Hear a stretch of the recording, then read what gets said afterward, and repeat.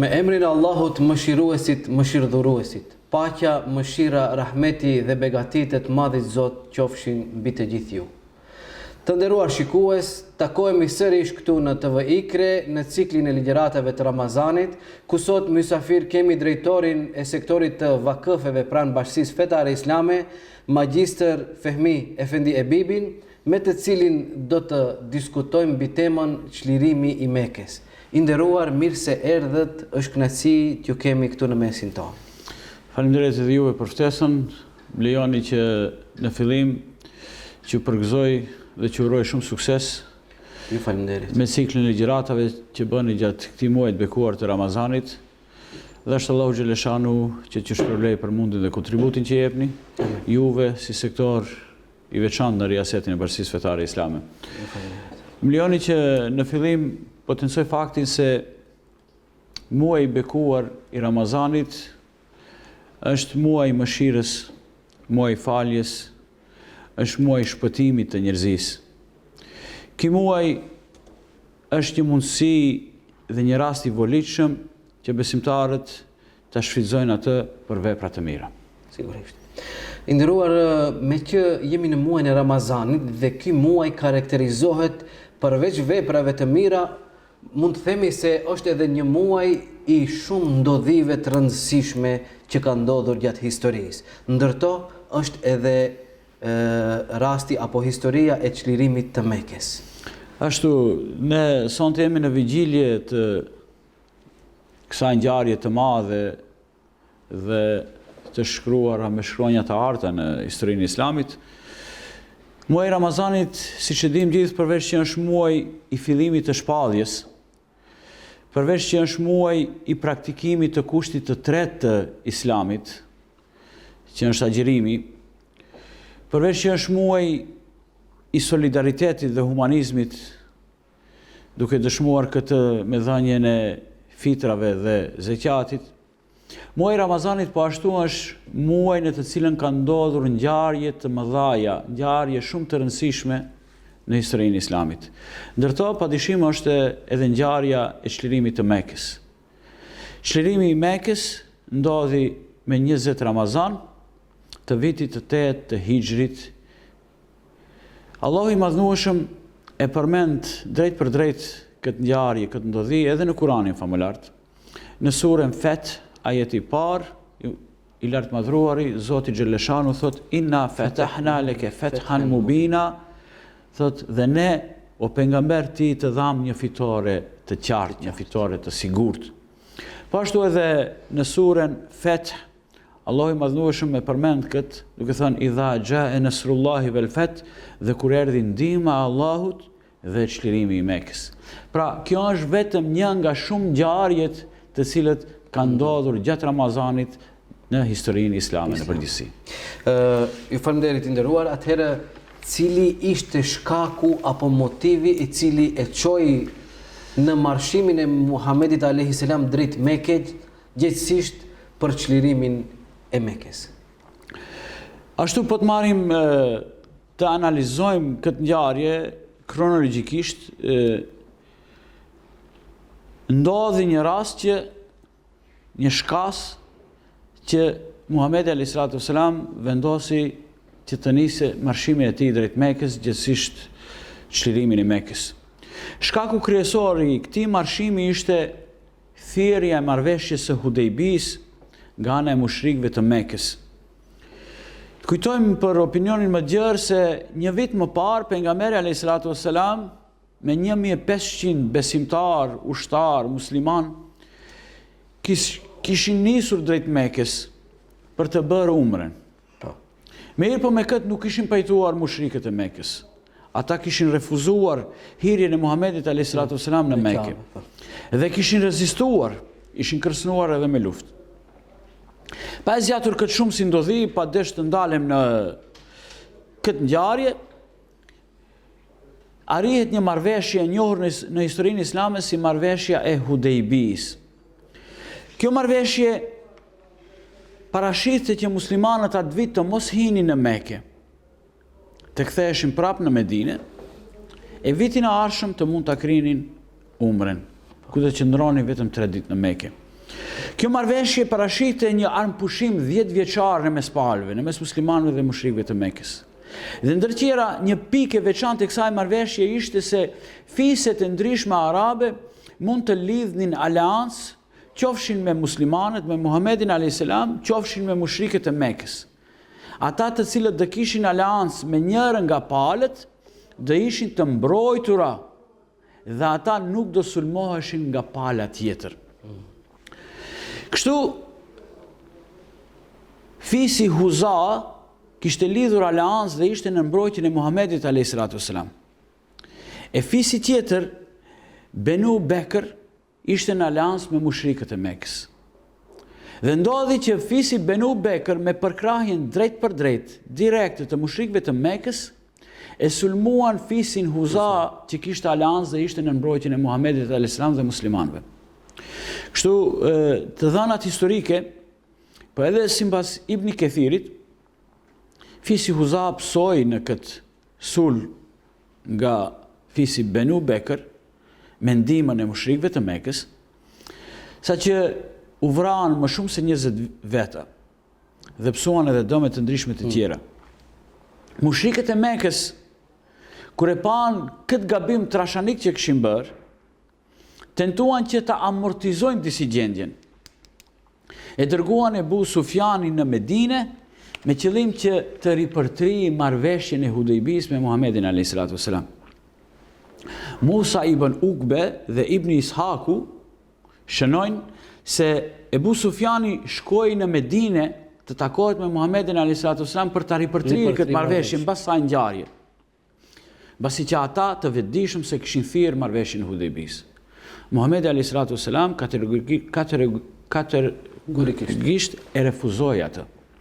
Saqë transmetohet se Muhamedi a.s. i tha Ebu Sufjanit, çka ndodhur o Ebu Sufjan?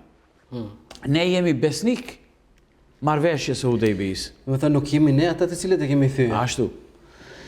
Ebu Sufjani, kur pasi nuk arriti sukses, tentoi që përmes Hazreti Omerit, Hazreti Ebu Bekrit, ose përmes Hazreti Aliut dhe figurave të tjera të rëndësishme të muslimanëve të ndërmjetësojë Muhamedi a.s.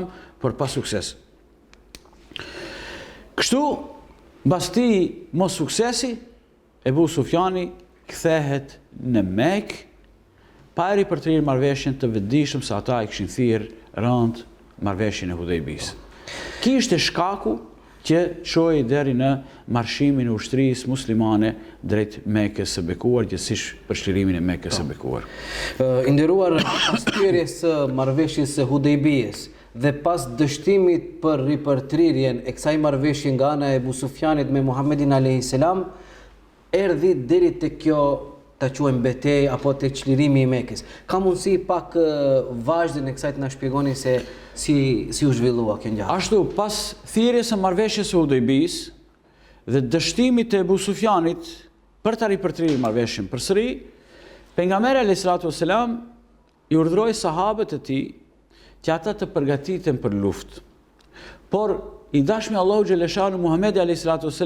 nuk u asqaroi qëllimin dhe hollësitë e kësaj përgatitje për luftë. Transmetohet se Muhamedi a.s.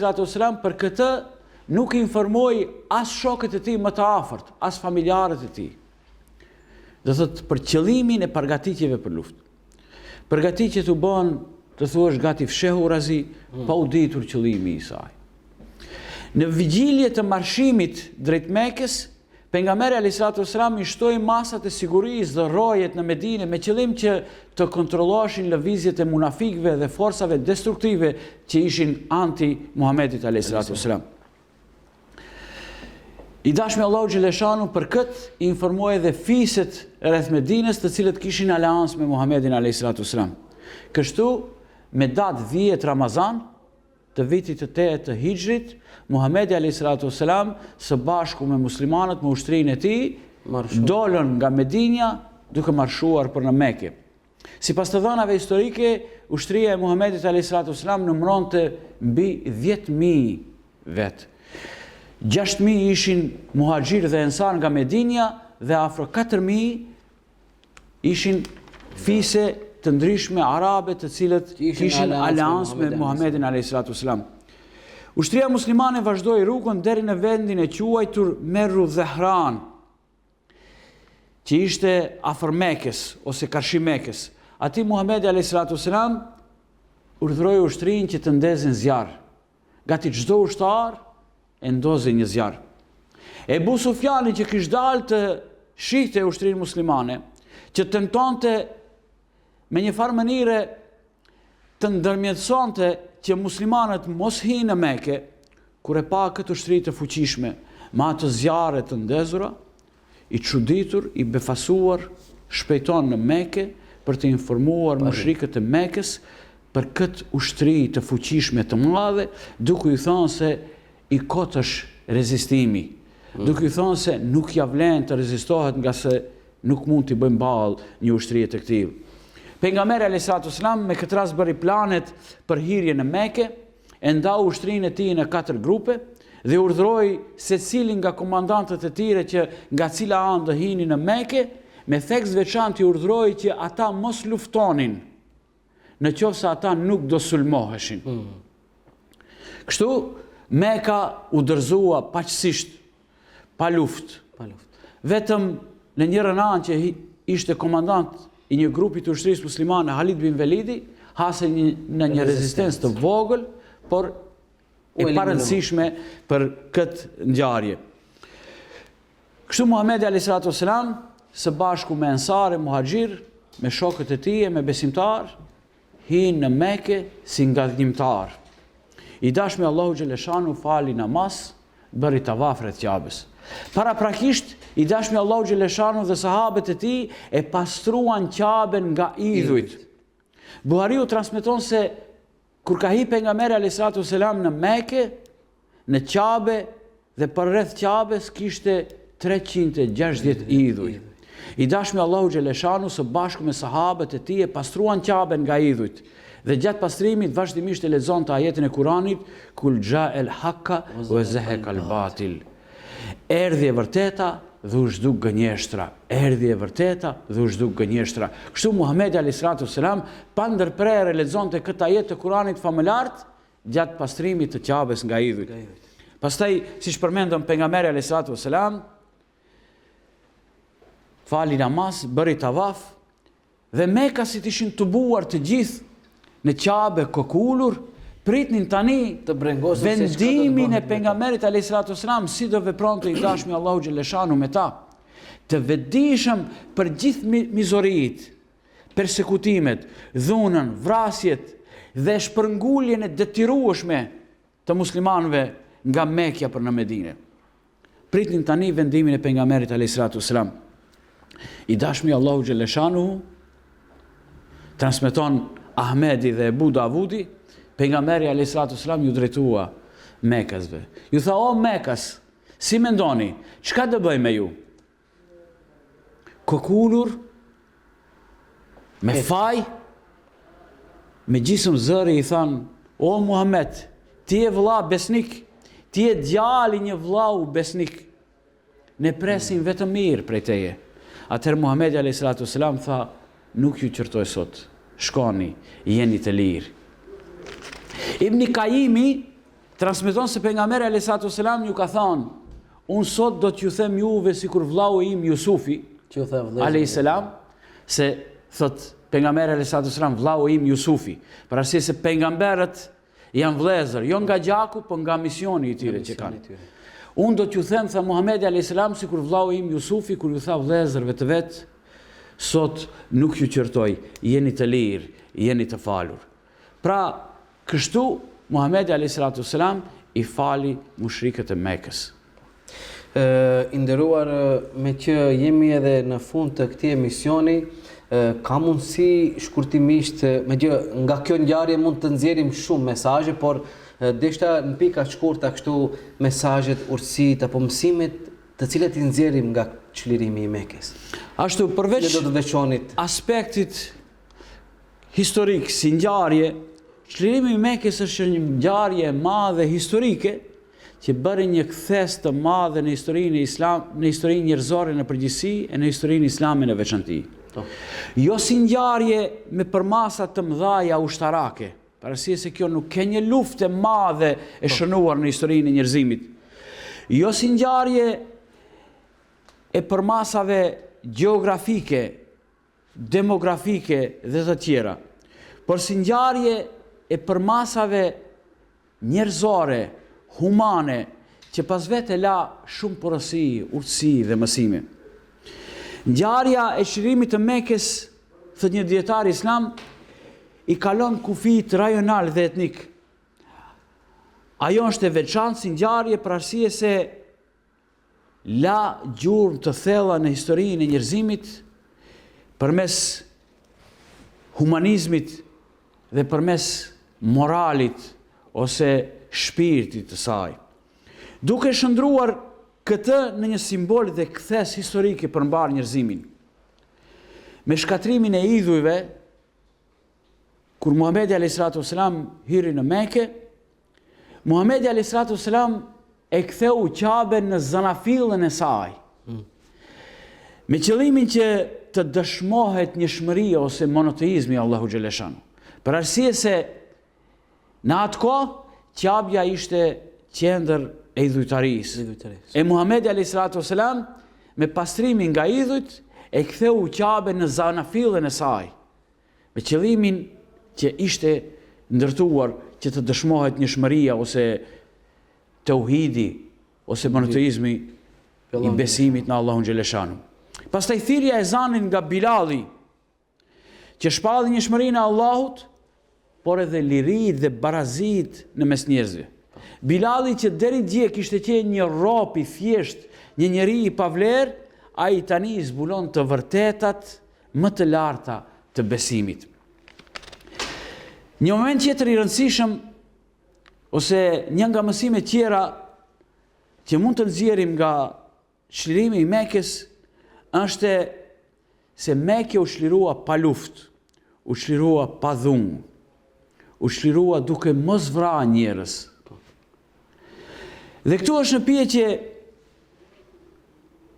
karakteri pejgamberit alayhisalatu wasalam, morali, dashuria e pejgamberit alayhisalatu wasalam për njerëzit. Paramendonin mbas 13 viteve persekutime, mizori, vrasje, dhunë, që kishin bërë mushrikët e Mekës ndaj Muhamedit alayhisalam dhe ndaj muslimanëve në përgjithësi. Tani duhet pejgamberi alayhisalatu wasalam Tua kthejnë të njëjtën. Tua kthejnë të njëjtën. Mirë po, i dashmi Allahu xhaleshanu nuk ishte dërguar për të qenë hakmarrës. Rahmeten lil alamin. Rahmeten lil alamin. Ishte dërguar për të qenë mëshirues ndaj njerëzve. Dhe prandaj, siç përmenda pak më parë, pejgamberi alayhisalatu wasalam ju tha, unë sot do t'ju them sikur vllau im Jusufi, që ju tha vëllezërve të vet, jeni të falur, jeni të lirë. Historia njerëzore nuk kish njohur një ngjarje të tillë. Mbas gjithë asaj armiqësie, mbas gjithë atyre persekutimeve, dhunës, torturës, vrasjeve që kishin bërë mushrikët, Muhamedi alayhisalatu wasalam tani i fal ata. Kjo është madhështia e tij. Kjo është një moment i jashtëzakonshëm që e shënon historia islame me shkronja të arta. Kjo ngjarje ka mbetur e regjistruar në historinë e njerëzimit si një ngjarje tolerancës, si një ngjarje e faljes dhe dashurisë ndaj njerëzve. Kjo ishte një falje bujare që më parë nuk ishte regjistruar asnjëherë në historinë e njerëzimit. Pejgamberi alayhisalatu wasalam nuk bëri hakmarrje, por ai nuk tregoi as interes për pushtet apo për pasuri. I dashmi Allahu xhaleshanu me shumë modesti hiri në Mekë, çka bëri ai spari? Fali namaz, bëri tavaf, ju nënshtrua krijuesit Allahu të madhueshëm e pastaj i fali mushrikët e Mekës. Pra, kjo është një segment tjetër, një urtësi tjetër e jashtëzakonshme, një mësim i jashtëzakonshëm për gjithë kohrat. Pastaj çlirimi i Mekës na mëson se i dashmi Allahu xhaleshanu nuk u konfrontua me ushtri, nuk erdhi në Mekë për të luftuar dy ushtrit njëra me tjetrës. Ai u konfrontua dhe bëri që u konfrontua besimi me idhujtarin, u konfrontua njerëzia me njerëzin, u konfrontua morali me jo moralin, u konfrontua vlera me jo vlerën, u konfrontua e mira me të keqen. Shlirimi i Mekës na mëson se edhe kur ngadhnjejmë, duhet në parim të ngadhnjejmë mirësia dhe drejtësia. Jo, si kur është natyra njerëzore që njeriu kur është i fuqishëm, kur ngadhnjen të tregojë forcë, të tregojë dhunë, të tregojë pushtet ose arrogancë. I dashmi Allahu xhaleshanu bëri krejt të kundërtën. Mu kur ngadhnjeu, ai me shumë modesti u tregua shumë modest në Mekë. Shlirimi i Mekës dëshmon se Islami është fe e paqes, është fe e sigurisë, është fe e rendit, është fe e progresit, drejtësisë dhe lirisë. Shlirimi i Mekës na tregon se lufta nuk guxon të bëhet me mendje madhësi. Dhe kjo të çojë në shkeljen e të drejtave të njeriut, në cenimin e dinjitetit, e më dhash Zoti në dhunë, në torturë dhe shumë të tjera. Kjo që na mungon shumë sot. Ki parim, ki moral, kjo sjellje e pejgamberit alayhis salam i mungon shumë sot botës moderne. Ne sot të shkolluar, të përparuar, të zhvilluar, hiqemi si shumë të mençur, mirë po shifni përreth konfliktet që ndodhin, që janë aktuale në Ukrainë, sidomos në Gazë. Në këtë civilizim, në këtë shekull, kur njerëzit hiqen si të mençur, të zhvilluar e të përparuar, të civilizuar, sot ne njihemi me gjenocidin më të madh ndoshta në historinë e njerëzimit. Pra, këto janë mësimet nga lufta ose nga shlirimi i Mekës. Këto janë parimet, kjo është drejtësia, kjo është morali i Muhamedit alayhis salam dhe muslimanëve në përgjithësi. I nderuar, ne ju falenderojmë që ishit pjesë e këtij emisioni. Lusë Allahun xhaleshanuhu që t'ju jep shëndetje të gjatë, të mira dhe takohemi për tema tjera në momente dhe situata tjera të ndryshme. Edhe një herë ju falenderoj për ftesën, lejoni që në këtë ditë të këtij muaji të bekuar, ti lutemi Allahu xhaleshanu që Zoti i Madhnueshëm na pranojë agjërimin ton, luqjet, ibadetet dhe gjitha veprat e mira të cilat i bëjmë në këtë muaj të bekuar. Inshallah për hir të këtyre veprave të mira, Zoti i Madhnueshëm na jep të mira në këtë dhe në botën tjetër. Amin. Amin, ju falenderoj. Atëherë të nderuar shikues, jemi në fund të këtij programi. Ne ju falenderojmë për vëmendjen. Takohemi në të njëjtën kohë, në të njëjtin vend nesër mbrëma me temë tjetër. Deri atëherë, qofshin në mbrojtjen e Allahut fuqiplot. Wassalamu alaikum wa rahmatullahi wa barakatuh.